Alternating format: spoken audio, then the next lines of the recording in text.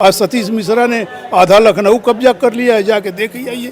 पूरा मोहान रोड सतीश मिश्रा का हो गया है, लखनऊ से मोहान तक। और आज तो मोहन जी हाउस अरेस्ट है। जो बीजेपी कहेगी वही करना है। समाजवादी पार्टी है, सपा को आप क्या समझ रहे हैं? पीडीए का नारा देती है, टिकट फॉरवर्ड को देती है। सपा तो टोटल गड़बड़ पार्टी है। सपा के घर में ही मनुवाद है। अखिलेश की बीवी कौन है? उनके भाई की बीवी कौन है? प्रतीक की। अहिरीन पसंद नहीं है, ठकुराइन पसंद है। नमस्कार, मैं हूं मदन राज और आप देख रहे हैं राज तक न्यूज। मैं इस समय मऊ सदर में हूं और बता दूं कि मऊ सदर इस समय चर्चा का विषय बना हुआ है, सिर्फ इसलिए कि हाँ, अब्बास अंसारी की सीट खाली हो चुकी है। लेकिन बता दूं आपसे कि अभी तक जब तक कोर्ट फैसला नहीं सुनाएगा, आखिरी कोर्ट, तब तक चुनाव यहाँ नहीं हो सकता है। विकल्प भी खाली है। तो बता दूं कि हमारे साथ 1993 के विजेता नसीम अहमद साहब हैं, जो उस समय विजेता हुए थे सपा और बहुजन समाज पार्टी के गठबंधन के तहत। और बता दूं कि इस समय विधायक जी शामिल हो चुके हैं आज़ाद समाज पार्टी कांसीराम, जिसके राष्ट्रीय अध्यक्ष हैं चंद्रशेखर आज़ाद। नगीना के सांसद हैं, जल्दी मऊ में आए थे। तो अहमद साहब से बात करेंगे कि क्या दिखाई दिया आपको कि जब 93 में हाथी की सवारी किए तो हाथ में केतली लेकर क्यों चल दिए? तो विधायक जी, राज तक न्यूज चैनल में आपका स्वागत है। आपका सवाल क्या है? विधायक जी, हमारा सवाल है कि हाथी की सवारी किए वे हाथ में केतली लेकर घूमना शुरू कर दिए। जब से हाथी ब्रह्मा विष्णु गणेश को अपने सर पर बैठा लिया तो हम लोग मजबूर हो गए कि वहाँ से हट जाएं। हाथी की सवारी छोड़ के केतली ले लें, इसलिए हट गए।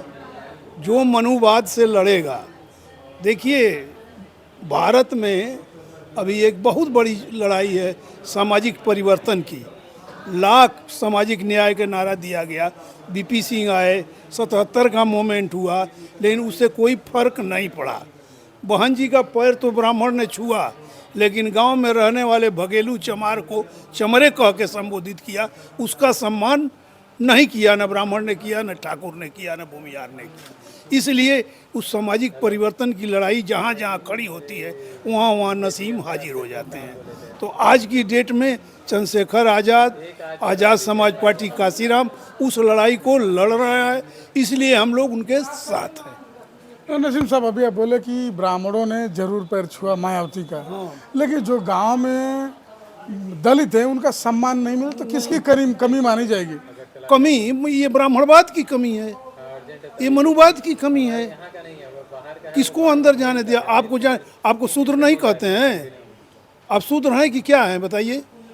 अपने को राजभर भले लिखते हैं, कहते हैं कि राजा सोहल देव की हम वंशज हैं, लेकिन हैं तो शूद्रे। 4 वर्ण है ना, ब्राह्मण क्षत्रिय वैश्य शूद्र। इसके अलावा कौन सा वैध वो है बताइए? और कौन सा वर्ण है? अब सारे लोग शूद्र हैं, लेकिन शूद्र संगठित नहीं है, जिसका लाभ वो उठा रहे हैं। तो विधायक जी, आप ये कहना चाह रहे हैं कि सिर्फ सत्ता के लिए बहन जी का पैर छूते हैं लोग? बिल्कुल सत्ता के लिए और सत्ता का लाभ लेने के लिए। बाकी दलितों से मतलब नहीं? कोई दलित से अब बैकवर्ड से उनको क्या लेना देना है? उनको लाभ लेने से मतलब है, और लाभ लिया भरपूर। आज सतीश मिश्रा ने आधा लखनऊ कब्जा कर लिया है, जाके देख ही आइए। पूरा मोहान रोड सतीश मिश्रा का हो गया है, लखनऊ से मोहान तक। कौन सा विश्वविद्यालय है जो सतीश मिश्रा के पास नहीं है? बदनाम नसीमुद्दीन हुए, जेल जाने का खतरा नसीमुद्दीन पर आया, और लूट के लाल हुए सतीश मिश्रा। पूरे अपने खानदान को एमएलसी, राज्यसभा और सब कुछ बनवा दिए। ये काम किया सतीश मिश्रा ने। और आज तो मोहन जी हाउस अरेस्ट है। जो बीजेपी कहेगी वही करना है, उससे हट के नहीं जा सकती। तो नसीम जी, आप बहुत बड़ा एक आरोप लगा रहे हैं कि बहन जी को, बहुजन समाज पार्टी के सुप्रीमो को भाजपा हाउस अरेस्ट करके रखी है। बिल्कुल हाउस अरेस्ट करके रखी है। किस हिसाब से? बहुत दावे के साथ कह रहा हूँ।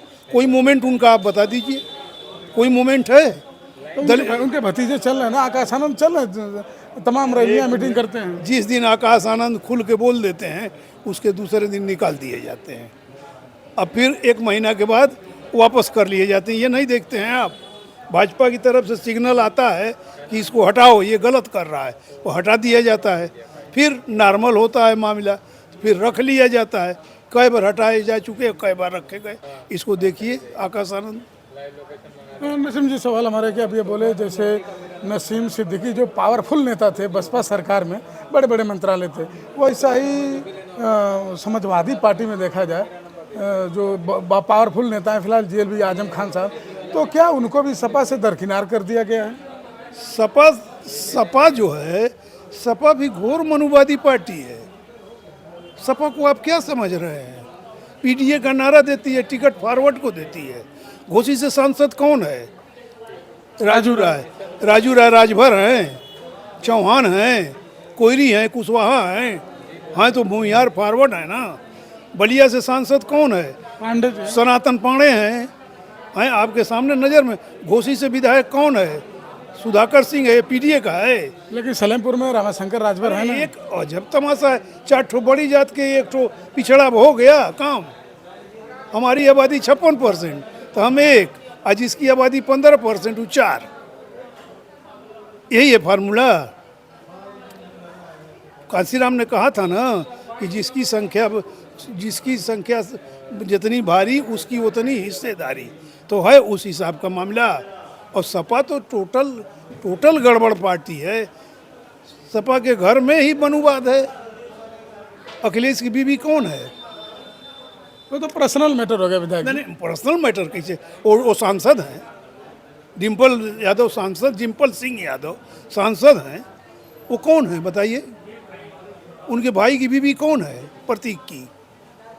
तो इसलिए सवाल ये है कि कुछ तो ज़मीन पर तभी नंबर आएगा मामला कि जब आप सामाजिक चेंज करो, सामाजिक परिवर्तन करो।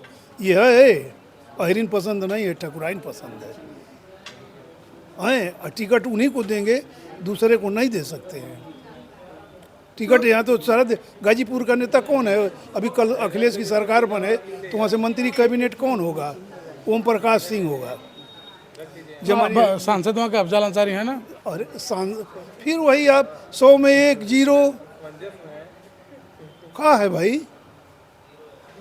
और कितने बैकवर्ड हैं, कितने सुरक्षित सीट है, वो तो ठीक है चल रहा है, लेकिन बैकवर्ड के कितने सांसद हैं? एक तो रमाशंकर विद्यार्थी हो गए, पूरा बैकवर्ड का कोटा हो गया। और 4 ठो पंडित जी हो गए, राय साहब हो गए, ठाकुर साहब हो गए, तो कोई मतलब नहीं है। नेता विरोधी दल कौन है आज की डेट में? आप बताइए, नेता विरोधी दल कौन है? पांडे जी हैं। माता प्रसाद पांडे हैं। लेकिन विधान वोट देगा 90% मुसलमान, 90 से 95%। लेकिन आजम खां को नेता विरोधी दल नहीं बनाया गया, जबकि वो रामपुर से 9 बार का एमएलए है, 9 बार का।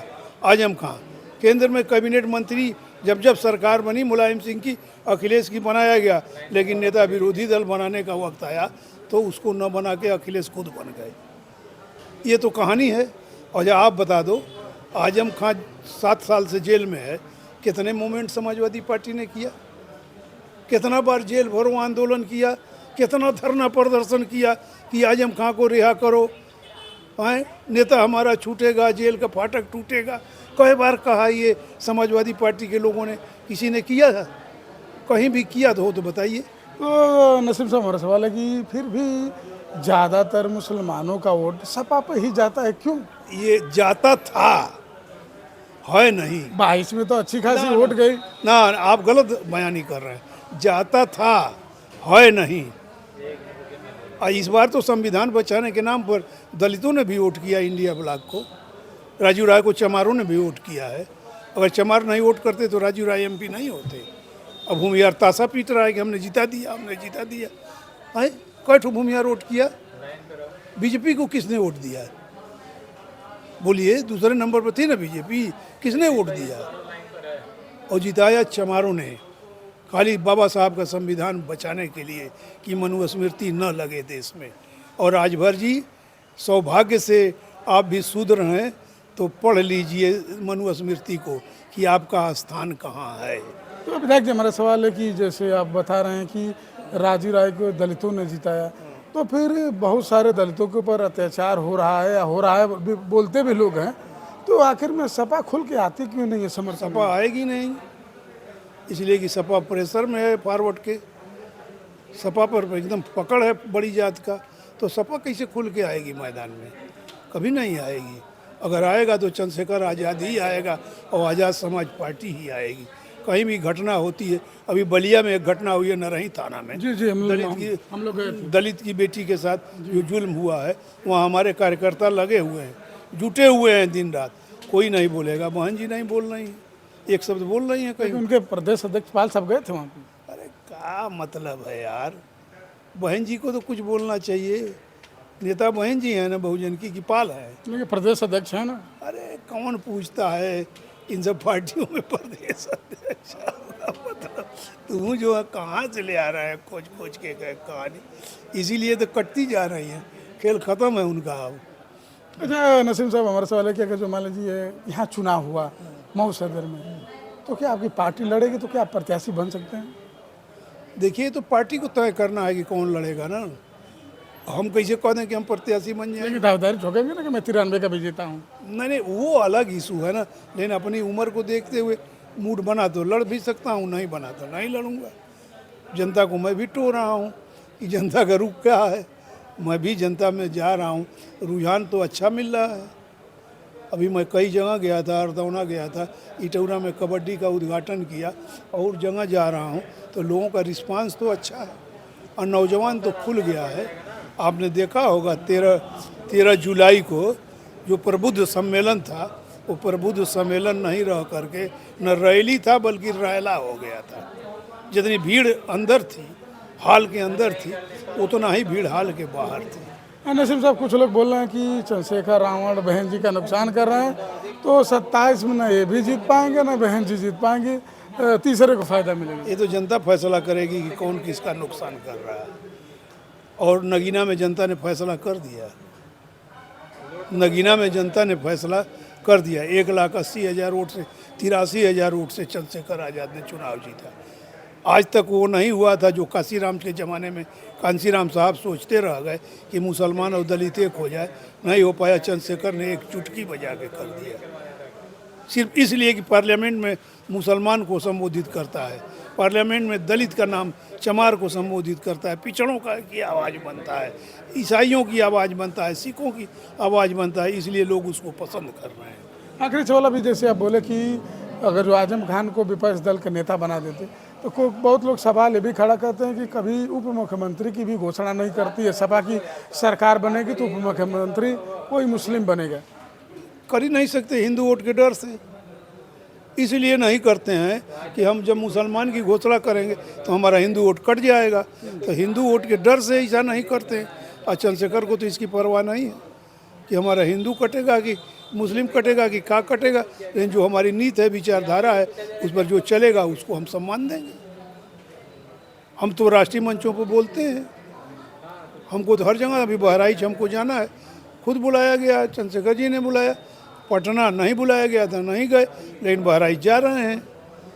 तो ऐसा नहीं है, चंद्रशेखर में अभी दयानतदारी, ईमानदारी है, और ख़ास तौर से काशीराम जैसा तेवर है, काशीराम से बढ़ के तेवर है, खुल के लड़ने की क्षमता है, इसलिए कि जवानी है।